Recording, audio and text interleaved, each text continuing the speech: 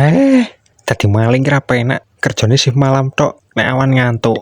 Kene Det, samplun rene bali tak tampanane. Pas nonang kene yo, aras-arasen aku sakjane. Klotak, telepet. Waduh, bongkol wis weli. Aduh, bondet kira-kira kaya wis direncanakan iki. Sik, anteng kono ae kon telepone bondet. Bahaya iki lek dijarno terus ngene ae. Gak sida mati ono telepon. Halo, Weli di sini. Ada yang bisa dimantu?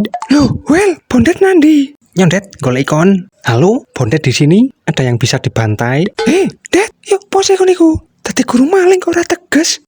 Sik, iki yuk apa iki maksude? Masa iki lho, sampai saiki durung iso nyolong pitike tangga. Kon niku yo boleh belajari. Mesti ae lek gak iso nyolong pitik. Biyen niku areke tak belajari nyolong punggung.